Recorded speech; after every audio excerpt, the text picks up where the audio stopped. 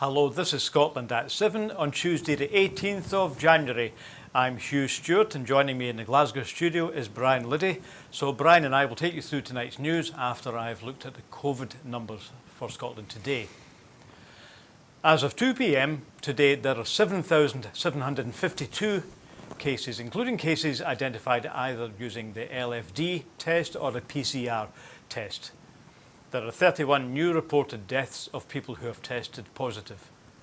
The number of patients in Scotland who have died from complications caused by the coronavirus infection now stands at 10,093. This number only includes those who have died having received a positive test for the virus in the previous 28 days. Of the people who have tested positive, 1,546 were in hospital last night, 42 of whom were in intensive care. As of 7 a.m. today, 4,401,034 people had received their first dose of the COVID-19 vaccination. 4,090,242 have received a second dose, and 3,214,062 have received their third dose or booster. The latest UK daily figures show 152,513 patients who tested positive for COVID-19 have sadly died from their illness, an increase of 438 since yesterday. This number refers to deaths in all settings and not just hospitals. Quick comment on the COVID numbers, Brian, before we look at today's news. So again, it looks like the numbers of infections are falling, but we still have quite a large number reported, sadly, who've died today. I think it's 31, so we're certainly not finished yet, are we? No, we're not out of the woods yet. It was an interesting statement that the First Minister gave today in Holyrood when she went through the figures and also what the plans were in terms of the restrictions. What was also equally illuminating was the questions that followed by each of the party leaders, because they were all taking credit for changes that the First Minister said are going to happen after at 5 o'clock on Monday morning. And they were all saying, well, that's good now that you're following our advice and what we were advising all along. But at each stage and in response to each, the First Minister replied and said, we're taking the correct response at the correct time, depending on the data, rather than a fixed response, which is what tends to come from the Scottish Conservatives. Yes, it did occur to me hearing Douglas Ross the other day saying, no, it wasn't Douglas Ross, it was Craig Hoy for the Conservatives saying, this is what the First Minister must do, but I think he probably knew she was going to do most of that anyway. Yeah, so but we probably jumped over the most important thing, which is that basically it is good news that a lot of the things that other parties were calling for are going to happen. There are going to be less restrictions on businesses, less restrictions on people that want to visit their families. The First Minister, it seems that the least onerous restrictions are remaining. You know, keeping face masks on if you're using public transport or in public places. But the bigger restrictions have gone. But at every stage, the First Minister said we just have to continue to be careful, because it's still out there. We're not over yet. Yes, and of course, as Jason Leach said last week, there will be other variations after Omicron. Something else is going to come along. And he did point out that you shouldn't assume that the next one is likely to be more mild than the last one. It doesn't work like that. So certainly we can take some restrictions off now, but we're not finished. And that leads us on to the First Minister's statement in Parliament today. Additional measures aimed at stemming the spread of the Omicron variant whilst the vaccination booster programme took effect are to be lifted. From 5 a.m. on Monday the 24th of January, restrictions including the 1 metre physical distancing in hospitality and leisure settings and table service in hospitality venues will not be required, and attendance limits at indoor events will be removed. Non-professional indoor contact sports will also resume. Nightclubs can reopen, and whilst the COVID certification scheme will not be extended at this stage, regulations will be updated to ensure venues cannot avoid the scheme by putting tables on dance floors while still allowing dancing. People will continue to be asked to work from home wherever possible, with employers asked to facilitate this. However, the government will engage with businesses now about a return to a more hybrid approach from the start of February, That's if case numbers continue to decline. The guidance to keep social interaction at home and in indoor public spaces to a maximum of 3 households is also being lifted, but given the case numbers remain high, the public are being asked to be cautious and to limit contacts where possible, in addition to taking lateral flow tests before meeting people from other households. Further baseline measures include a requirement to collect customer details in hospitality settings, the use of face coverings in public places and on public transport, in addition to the current COVID certification scheme. These will remain in place to limit the spread of Omicron and to reduce pressure on essential services. The First Minister, Nicola Sturgeon, said, "Because of the vaccination programme and the efforts we have all made to curb transmission, our position is not as difficult as we feared back in December. That is why we were able to lift the limits on outdoor events yesterday and why we are lifting other restrictions from next Monday." Okay, so let's just quickly, Brian, summarise what restrictions are being lifted and what remain in place. I think you've got a summary of that. I've got a wee ready reckoner. But before I do that though, Hugh, my apologies for all the spoilers that I did before your piece, and I got ahead of myself a bit there. Yes, so the restrictions that have been lifted from 5 o'clock in the morning next Monday morning include the 1 metre physical distancing in hospitality. So if you're in a restaurant or a cafe or a bar, then the 1 metre distancing is gone. There's no longer an insistence for table service in the same hospitality venues. So you'll be able to get up and go to the bar to get your next drink. There's no longer any limit on the numbers attending indoor events, indoor public events. Non-professional or amateur indoor contact sports can now resume. I suppose that would include things like choirs and the like, but there was a restriction that no more than 3 households were allowed to meet at any one time, but that's been lifted. But at every stage, the First Minister did caution that we should be cautious and take a PCR test before we do any of these things. There's one last one, which is that the attendance limits to outdoor public events have also been lifted. So that means that the only ones remaining are to work from home where possible, and that's to be reviewed in February, depending on how the figures are. We've still got to give contact details if we go into hospitality for testing and contact tracing, and we've still been asked to wear face coverings on transport and public places. So it's all in all, it's quite good. But the First Minister did also say that with schools going back and people going back to work after the Christmas festive seasons, and with these restrictions being lifted, there is a good chance that there is going to be an uptick in the coming weeks. So they're just going to keep an eye on that. Okay, so we're still wearing face masks, and the First Minister is saying just be careful and if you do have to meet people from other households, don't forget the lateral flow tests are still free. So what was the reaction in Parliament? The First Minister made these comments to the Parliament this afternoon. How did it go down in the chamber? I often find the questions and the First Minister's answers just as illuminating as any statements that are given by any ministers or the First Minister herself. So the first person to be given a question, I thought, which was interesting, was Sandesh Gulhani from the Scottish Conservative Party, rather than Douglas Ross, the party leader. And I think one of the reasons why he was probably chosen was because of the recent spat where he was... Scottish Tories accused the First Minister of accusing him of being a vaccine denier. So I think this was him being given an opportunity perhaps to rejoinder that.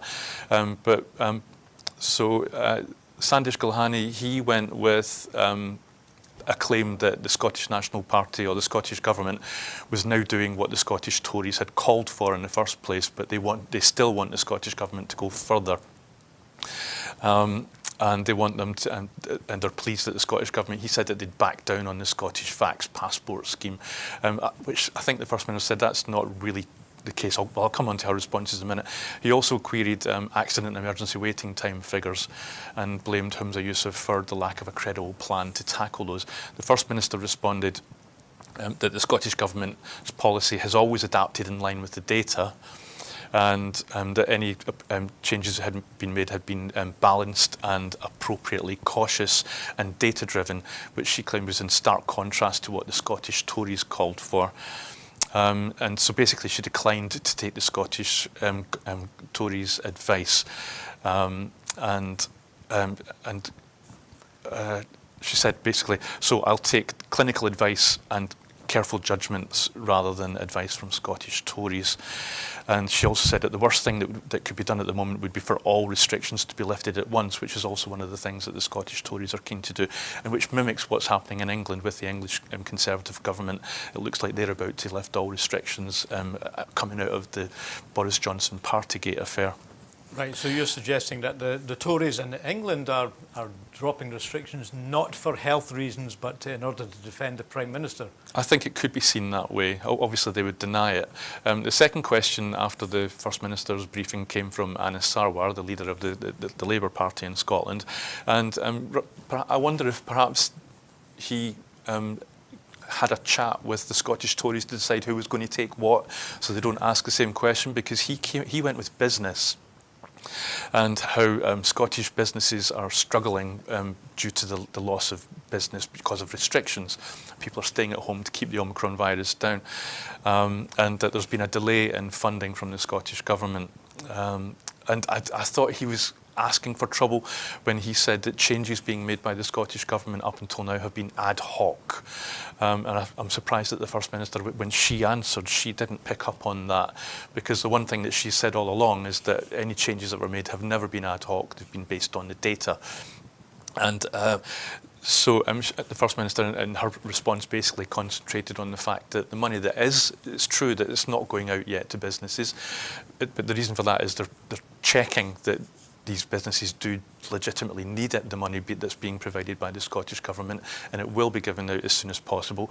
But she also contrasted the situation of the Scottish Government with the English Government and said that in England there is no support coming from Westminster for businesses, and Scotland is the only country in the UK which is providing support for business. It's just going to take a wee bit longer, but they're going as fast as they can. So she also made reference to the fact that yesterday, I think Rishi Sunak, the Chancellor, has written off £4.3 billion worth of fraudulent furlough payments that were given out. And the First Minister, I think quite rightly said, can you imagine, what would Labour, Scottish Labour Party and the Scottish Tory Party say if that was the case when the Scottish Government, with any monies that they gave out to Scottish businesses? So it's quite a good response there. And then the last question came from Alex Cole-Hamilton on behalf of the Lib Dems. And Alex Cole-Hamilton, he again took credit for the recent Scottish Government's decision not to implement a vaccine certification scheme, as they had always advised the Scottish Government should do. And he also highlighted something about a freedom of information request, which had highlighted a rebuke to the Scottish Government from the Information Commissioner. The First Minister said that, again, the Lib Dems tend to take a fixed ideological approach to COVID, which the Scottish Government would never do. The Scottish Government wouldn't make blanket decisions on things like COVID certification. And she also highlighted that the data, the rebuke from the Information Commissioner was in relation to planning around a potential second wave of Omicron, which never happened. So it wasn't a factual, it's not that the Scottish Government's holding back factual information. This was something where they were just planning ahead and doing programming. So it wasn't really the fact that they were being secretive. Yes, so that was a contingency plan. It's not something that actually... Yes, and it was never required. Well, not at the moment anyway. On the subject of contingency plans, I remember, I think last week the Scottish Government said there will be a contingency plan being developed anyway for the next wave, whatever that is. They're assuming there will be one. So again, that will be published, I think, in a few weeks. And we'll let you know when we hear about that. Okay, Brian, we're going to move on to Downing Street again. Boris Johnson has claimed, nobody warned me it was against the rules for a drinks party to be hosted in Downing Street during the first lockdown, but also refused to deny the possibility that he could resign should he be censured by the inquiry into rule breaking. The Prime Minister, speaking publicly for the first time in almost a week, said He hoped that people would understand the circumstances we were operating in at Number 10 during the first lockdown. In the interview, Johnson confirmed that he had been interviewed by the senior civil servant, Sue Gray, for her inquiry into lockdown parties. She is expected to report next week. The Prime Minister also confirmed that he had apologised to the Queen after it was revealed staffers held a leaving party, including wheeling in a suitcase filled with alcoholic drinks, the day before Prince Philip's funeral, when the Queen was required by coronavirus restrictions to sit alone. On Monday, Johnson's former senior aide Dominic Cummings accused the Prime Minister of lying when Number 10 denied the Prime Minister had been warned against allowing a bring your own booze garden party during lockdown. Warned against allowing the bring your own booze party. Commenting, the SNP's Westminster leader Ian Blackford MP said, Boris Johnson's comments that nobody told him that his boozy lockdown party was against the rules are utterly staggering. He is taking the public for fools with these increasingly ludicrous excuses. Mr Blackford went on to say the Prime Minister stood at the podium at his countless briefings setting out the rules that everyone else had to follow, but he is now seriously expecting people to believe that he didn't actually know the rules he set as pressure builds up after he finally admitted that he had attended the lockdown breaking boozy party. Okay, some adjectives from Ian Blackford of the SNP. So the story there today is that the latest Johnson excuse, Brian, is that nobody told him. Somebody should have warned him. Somebody should have told him what his own rules were. So, well, first of all, would you like to agree or disagree with Ian Blackford's characterisation that this is a ridiculous excuse? I don't think I've got any option but to agree with Ian Blackford. It is incredible, absolutely incredible. It's also a little bit of breaking news. Just before we went live on air, I had a look at some things on Twitter around this, and Beth Rigby of Sky News has tweeted that Sue Gray will interview Dominic Cummings when she's doing the work on her report, which is due out sometime in the next few days or next week. So that'll be interesting. I thought maybe the best way to look at this might be to look into the Nolan principles of public life. Again, I just reminded myself of them before we came on air. There are 7 of them, and with each one of them, I could think of specific examples which showed that Boris Johnson has not followed the Nolan principles. To go through them all? Let's have a. It's up to you. Okay. The first one is selflessness, which I don't know. It seems to me that that's the last thing that Boris Johnson can exhibit. Apparently, after he gave his apology to the House of Commons at First Minister's Questions last week, there were reports that he then went to the canteen and was overheard to be saying, "It's not my fault. I didn't. I'm taking the blame for other people's actions," and he seems to think that it has nothing to do with him. I don't know if you've got any examples of where Boris hasn't been very selfless. Well, yes, it means this. I guess this means you put the public interest first before your own private interest. Like so. I think he might argue he's losing a lot of money by taking a drop in wages working in Number 10. He could make a lot more money on the lecture circuits. So. Yeah, and when you think about the refurbishment of the flat recently, and there are lots of examples. I'm sure our viewers at home will have. Well, that's public property. The next Prime Minister will get advantage of that. You might not like the wallpaper though. The second Nolan principle is integrity. Okay, can we just move on from that one? What's the third? The third one is objectivity. Again, I would say that Mr Johnson seems to lack objectivity.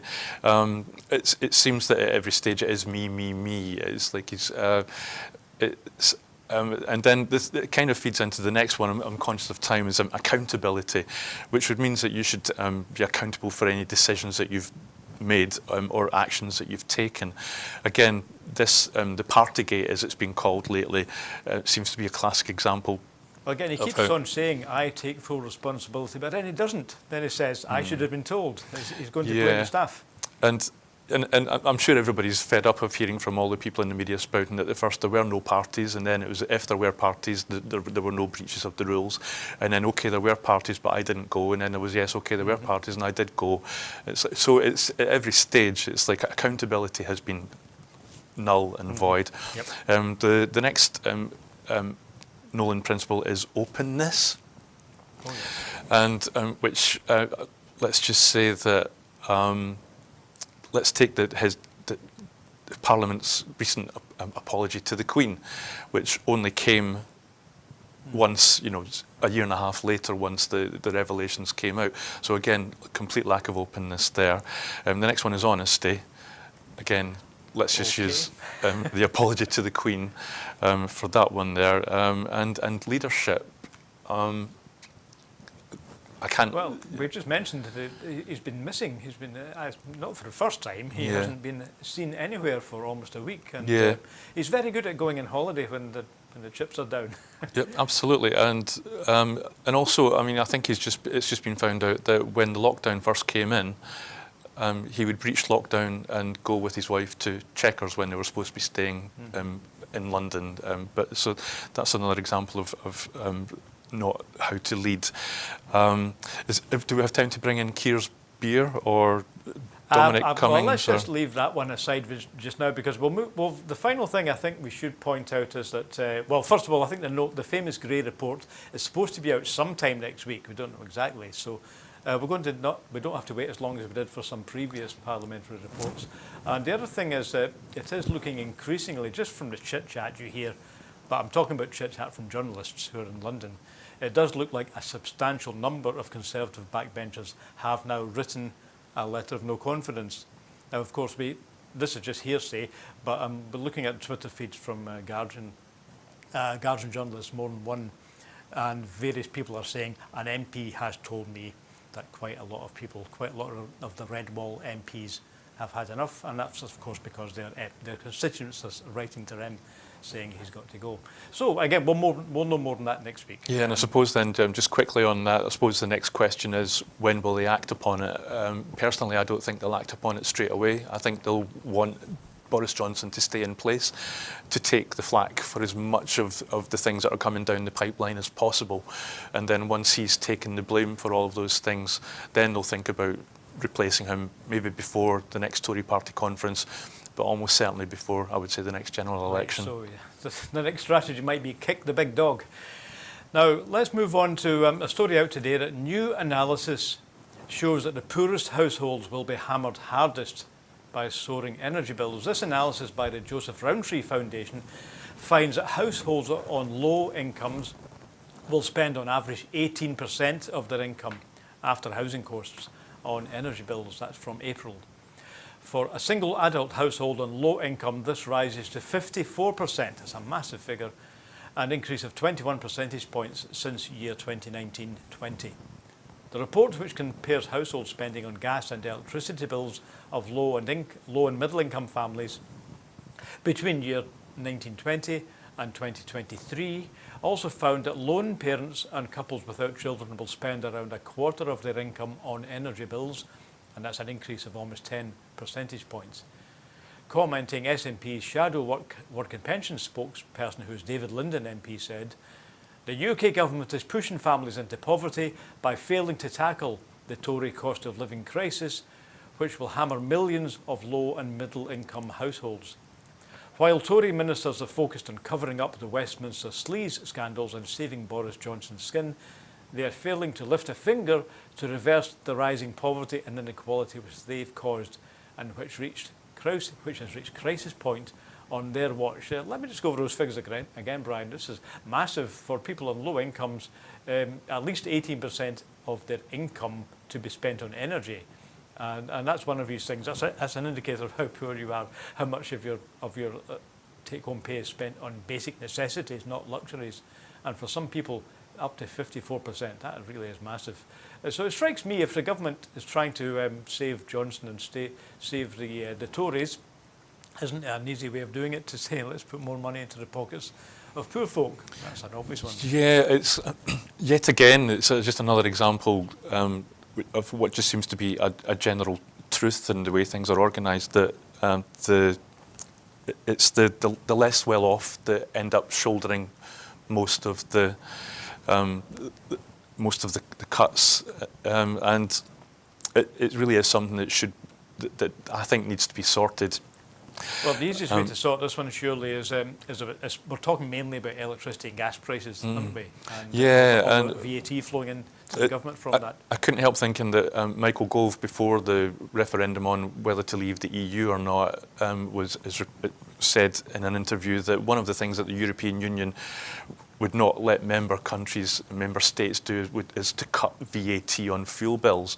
Now that's true, because that's part of the EU's modus operandi to provide a level playing field. That if one country in the EU was to cut VAT on something like fuel, then they would have an added or a benefit, an unfair benefit over other member states. So to keep that level playing field, then yes, VAT, either they would all have to scrap it or it all has to stay. So Michael Gove, that was true, what Michael Gove said, but the implication was that if Brexit was to pass, then the government would cut VAT on fuel bills, which would save families something like £60 on their fuel bills.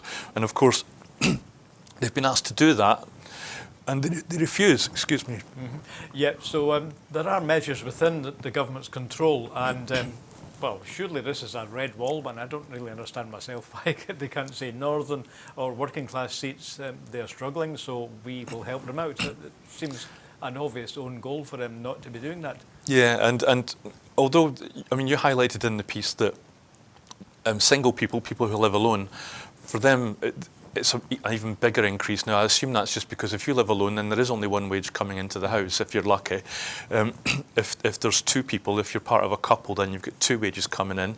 So when you heat the house, then you split the bill 50-50, you know, give or take. It's cheaper for two, yeah. Yeah, spreads the costs.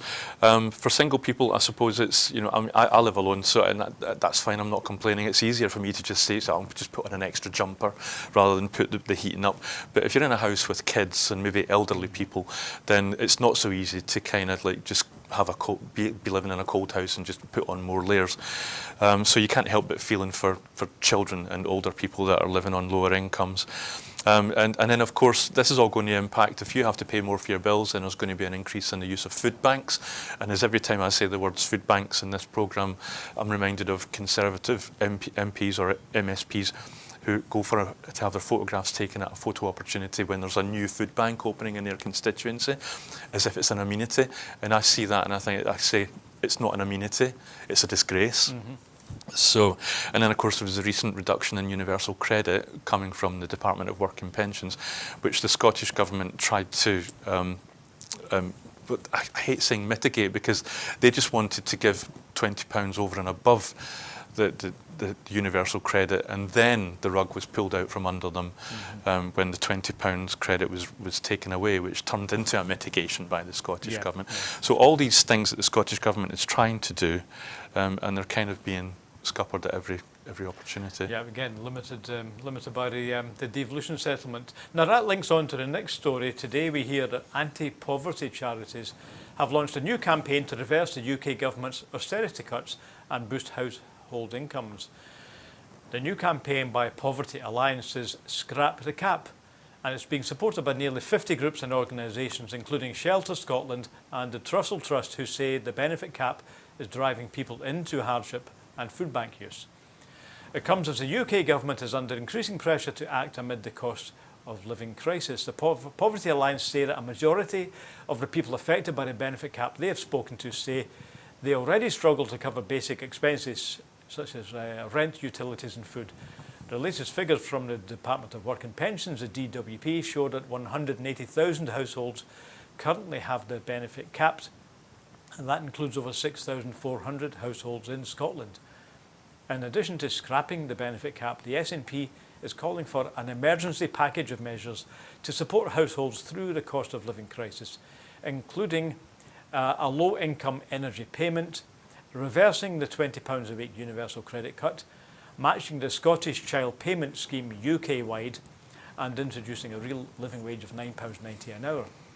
Commenting SNP's Member of Parliament Gavin Newlands said no family should have to choose between eating or heating their home, but that's the grim reality of life for millions of people under the Tories' devastating austerity cuts. Because of the UK government's benefit cap and cuts to universal credit, the UK already has the worst levels of poverty and inequality in North West Europe, and now families are being pushed further into hardship as a result of the Tory cost of living crisis. So obviously this is really the second part of the story we've just covered, but what Gavin Newlands is focusing on here is again deliberate government policy. A while ago they said if somebody's living in benefits, at a certain point that stops, right? So it doesn't matter what your household needs are or how many people are in the house or who's working, that's it, that's a limit, that's an upper limit to how much you're going to get. And so the SNP is saying that alone is driving people into poverty. But that's a policy. That's a policy that was designed by the UK government, and it could stop it. Yes, and the only response that I can give to that is I would just like to flag up the fact that Rishi Sunak, I mentioned it earlier on, recently wrote off a £4.3 million fraudulent... Sorry? I think it was billion. Maybe it was I think mil. it's So million. you're 4.3, we can check, but so yeah, Rishi Sunak recently billion with a B. Million with an M, I think. Million. I think so. But No, it was billions. oh, Actually. was it billions? Oh, well, there you go. I've just been told. My low-grade journalism again and research.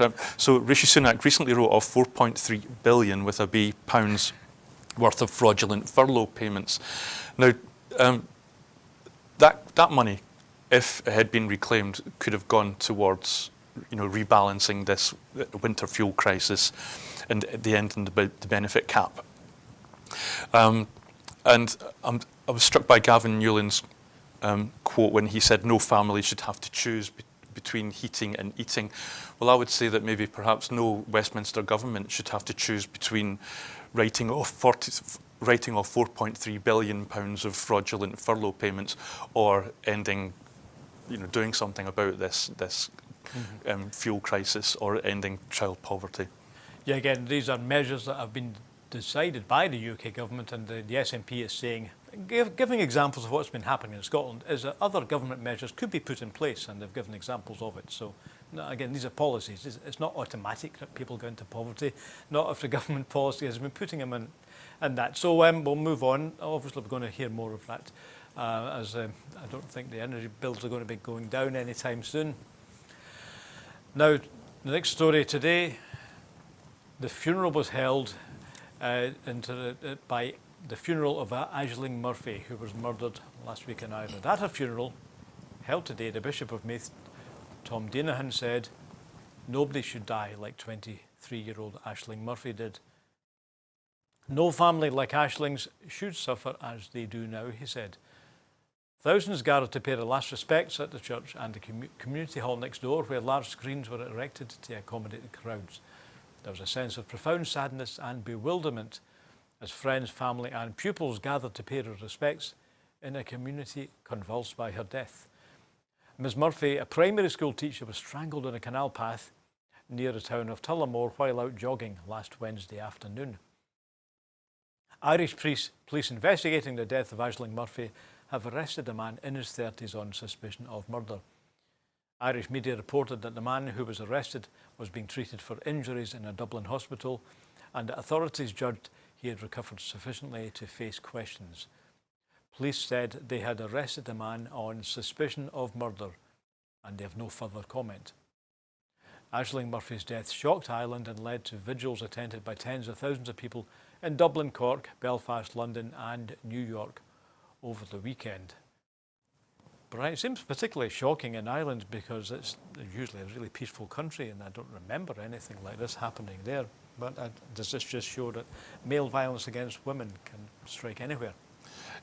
Yeah, I'm sure it does strike everywhere. I'm sure. I don't think any society is immune, and even if you live in a small community or whether you live in a big city, I think it can happen anywhere that people live. I would say that could happen, or perhaps you should say anywhere that men live alongside women, it could happen. I would say, before I say anything, I would recommend that there was a very good discussion around this on Broadcasting Scotland's Sunday show, the full Scottish, hosted by Maggie Lennon just on Sunday there. And I would recommend really that viewers should, if you haven't seen it already, then you should go back and take a look at that via the website. And Maggie and her guests, they made a very, I think, pertinent point, which is that, I mean, sadness, okay, you can be shocked, okay, but really perhaps the correct psychological response to this is that we should be angry. Because it was a woman who was just going out for a regular daily jog and then loses her life at the hands of a man. I thought it was interesting what you said in your report about the fact that a man had been arrested and he was being treated for injuries in a Dublin hospital, which makes me wonder what are those injuries and were they the result of the attack? I suppose we'll find out in time whether that's the case or not. No, we won't make any further comments on that. A man has been arrested, that's all we know, Brian, but obviously we're going to hear more about that one. So, yeah, that's a good idea. The Sunday the 16th of January, Full Scottish went into that story. Just Sunday past there, yeah. Thanks, and let's move on. The Prince Andrew story, Brian. A woman who may have seen Prince Andrew with Virginia Giuffre at a London nightclub 20 years ago is willing to provide testimony in Miss Giuffre's civil lawsuit against the royal, whom she accuses of sexual abuse, the witness's lawyer has said. The lawyer, Lisa Bloom, has said that she's proud to represent Shukri Walker, who has bravely stepped forward as a witness and encourages others who may well have information to do so as well. Ms Bloom added that Shukri Walker is willing to do the deposition which Virginia Giuffre's team is seeking. Ms Giuffre maintains that at the age of 17 she was coerced into having sex with the Prince Andrew by his associates Jeffrey Epstein and Ghislaine Maxwell. Prince Andrew denies any allegations of misconduct. The convicted sex offender Epstein was charged in July 2019 on charges of sex trafficking girls as young as 14. He killed himself in a Manhattan jail a month later while awaiting trial. In New York in December, Maxwell was found guilty of sex trafficking and related counts for bringing girls to Epstein for him to sexually abuse. A petition submitted by Virginia Giuffre's lawyers on Friday asking Manhattan Federal Court Judge Kaplan to officially request assistance from the UK authorities on obtaining testimony from Ms Walker. Ms Giuffre's lawyers noted that Ms Walker had said that she saw Prince Andrew with a young girl around that time, that the plaintiff contends Prince Andrew abused her in London after visiting Tramp's nightclub. They added, because Prince Andrew has denied ever meeting the plaintiff or being at Tramp nightclub during the relevant time period, Ms Walker's testimony is highly relevant. Ms Giuffre's lawyers also asked Judge Kaplan to request UK assistance in obtaining testimony from Robert Olney, a former aide to Prince Andrew. In court filings, they said that Mr Olney has relevant information about Prince Andrew's relationship with Jeffrey Epstein. Mr Olney's name, the lawyer said, appears in publicly available copies of Epstein's phone book.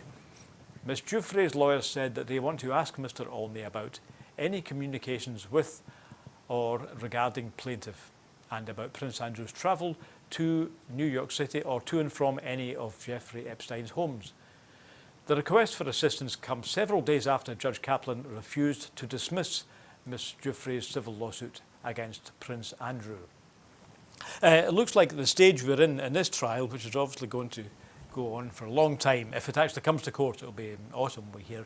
So the stage we're in at the moment is gathering evidence and the public submission here that a witness would blow away quite a lot of Prince Andrew's defence. Yes, I think Shukri Walker's evidence is really important, and I wouldn't want to take away from that in any degree, but I think personally that Robert Olney is going to be even more important, or he might even be the key. So I think it's important that witnesses like Shukri Walker do come forward and help give us a whole picture. But if you think about people in high office, such as Boris Johnson and the Partygate affair, or people like Mr Epstein and Ghislaine Maxwell,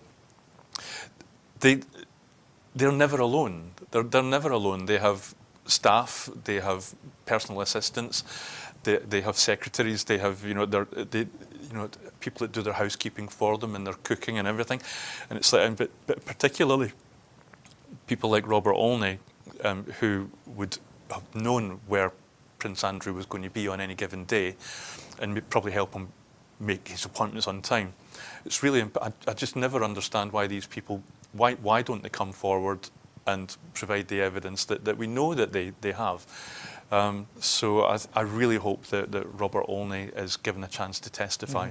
So it will be about evidence. Yesterday, the lawyers representing Mr. Windsor were trying to cast doubt on the reliability of Miss Giuffre's evidence. They were citing her false memory, as they put it. So obviously, if her lawyers can come up with other people who have clear memories as well, then that's obviously not going to succeed. We better move on. As I said, that's obviously going to come up again. Just yes. very quickly, another reason to tune in and watch Sunday's Full Scottish, because there was another excellent discussion by Maggie Lennon and our guests about this particular topic, which I would highly recommend. So again, those are all on our website. So if you look under Full Scottish for Sunday 16th, you can catch that one up again. Now, tomorrow we hear, Brian, Barbados will go to the polls for the first election since it became a republic last year.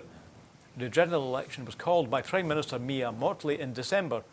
Prime Minister Mottley, whose Barbados Labour Party now controls 29 of the legislature's 30 seats, said the vote would help to promote unity in the face of the coronavirus pandemic, which has heavily hit the country's tourist-focused economy. Last November, Barbados removed Queen Elizabeth as head of state and replaced her with President Sandra Mason in a ceremony coinciding with their Independence Day. In a campaign speech in the community of Pye Corner on the north-east end of the island on Monday, Miss Mottley made little mention of the pandemic, focusing instead on public works carried out under her party and berating her rival's lack of leadership. Verla de Pisa of the opposition, the Democratic Labour Party, has called the snap election, called a year and a half before the law requires it, alarming to our democracy and raised questions about the public health risks of the vote and limitations on suffrage of those infected with COVID-19. Some 5,000 people of a population of just under 300,000 were in isolation after being infected with coronavirus, according to official figures. The opposition has filed a court injunction seeking to stop the election, alleging that the exclusion of people quarantined due to the coronavirus is a violation of voting rights, according to local media reports. Okay, so I gather, Brian, that petition has not succeeded and the general election is going to go ahead. But the news is, of course, that Barbados became independent and also declared itself a republic. So since then, Mia Mottley has gone to the people to ask for a vote of confidence. Okay, can you see any parallels with any other country? Yeah, I think Barbados is going to become one of the countries that are often cited when we think about what kind of country we want Scotland to be. At the moment, it tends to be Denmark, Norway, Sweden, Iceland, and Netherlands. I'm pretty sure we're going to be hearing Barbados added to that list more and more. I was tickled by the line in your response where the Democratic Labour Party in opposition said that to call this snap election wasn't democratic. So it's interesting to call it an election undemocratic. I mean, that's good luck with holding that view. I suspect the reason that they're unhappy is that they think they're going to lose. It might be a fair point about maybe if there is a lot of people self-isolating, then perhaps that is an issue. We talked about this earlier, but we didn't get time to check on it. But we just wonder if maybe there is some kind of way for postal ballots to be organised. If so, then it's not an issue at all. Well, it shouldn't be. I don't know whether they do it or not, but obviously it's quite easy to organise postal ballots or mail-in ballots, as they call them in America, or absentee ballots. There's various procedures that could be set in place. But anyway, let nobody tell you that Scotland is too small to be an independent country. Okay, let's move on. The Scottish Government tells us today that children aged between 5 and 11 years who have specific medical conditions which place them at greater risk from COVID-19 will be invited for their first vaccination from this week onwards. Parents do not need to book an appointment for them online, as they will be contacted directly by health boards. Those 5 to 11-year-olds who are household contacts of people with immune suppression will be invited to receive their vaccination in due course. Letters will also be sent to young people aged between 12 and 15 who are at particular clinical risk from COVID-19, inviting them for a booster jab 12 weeks after their last primary dose.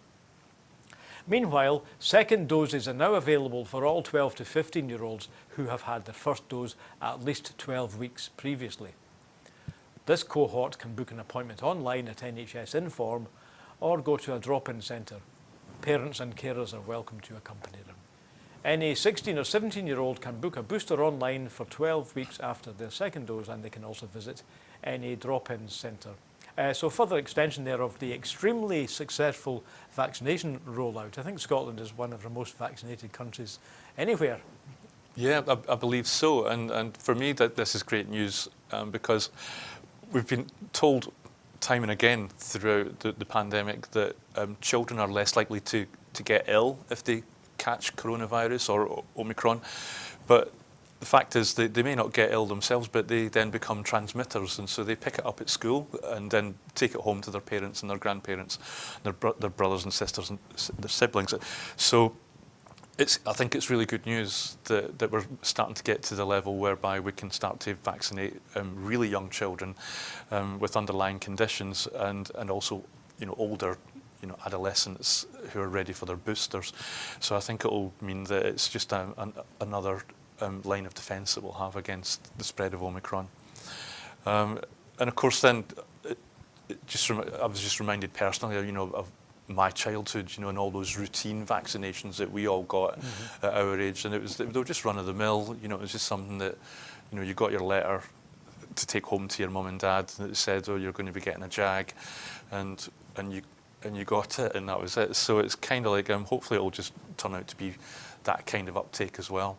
Yeah, that's right. I remember those too. Yes, it was just completely routine. Just part of your childhood, really, wasn't it? It was almost like a stage of your development sort of thing. I can't remember. And of course, the important thing is a lot of the childhood diseases which were prevalent, back in the 50s and 60s, have more or less been eliminated.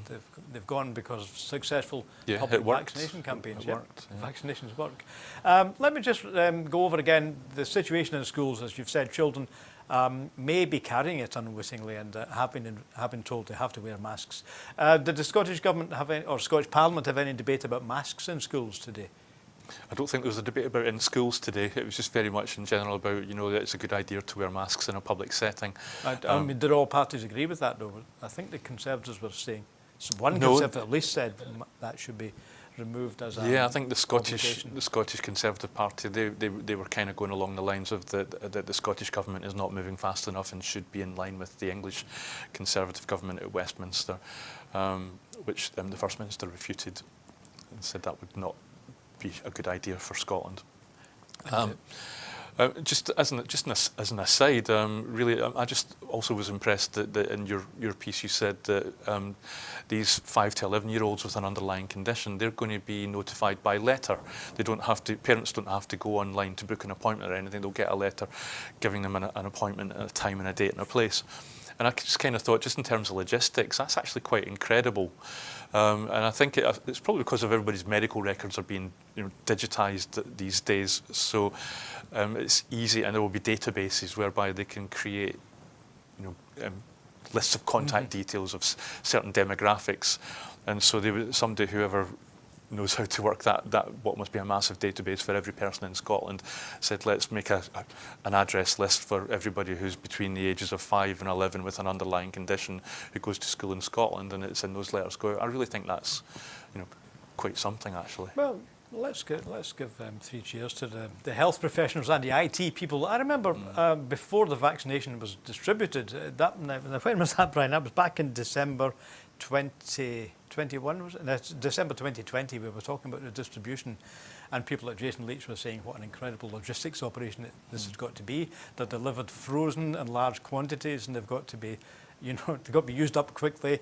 And it's a massive military-style operation, and it struck me that that's amazing. How are they going to pull off all of that? Well, they did it, and really I think we should say to all the people involved here, it is, as Nicola Sturgeon said a couple of weeks ago, it's the biggest peacetime logistics operation we've ever handled. Yes. And the Scottish Government handled it, and they did it better than any of the other governments in the UK. Yes, and so and just to wrap up on that, maybe because I'm not sure about time, but it would be good to see the government at Westminster then to start now rolling out international vaccinations to countries that don't have the same level of vaccination as us, because as everybody keeps telling us, until we're all safe, then nobody is safe. Yep, the Scottish Government has strong links with Botswana. Why don't we start vaccinating Botswana then?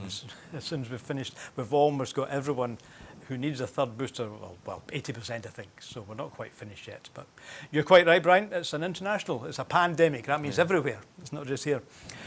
Now let's look at our, I think it's our final story, or our penultimate story tonight. Moving on to carbon emissions. 8 projects will share £8.7 million of Scottish Government investment with project partners, providing match funding, which takes the total investment to £24.4 million. These projects, funded through the Low Carbon Infrastructure Transition Programme, right, that'll be the LCITP, include the construction of a district heat network using heat from a wastewater treatment plant in Renfrewshire, and new air source heat pumps and energy efficiency measures for new social housing in the Highlands. Together, these will cut carbon emissions by around 4,500 tonnes of CO2 a year, and that's the equivalent of taking 2,000 cars off the road. This round of the LCITP funding was designed to support Scotland's green economic recovery from the COVID-19 pandemic, supporting jobs while tackling climate change. Since 2015, over £60 million has been committed through the LCITP, which is now drawing to a close. A successor to the programme, which will focus on helping deliver Scotland Heat and Buildings vision, will be announced this spring.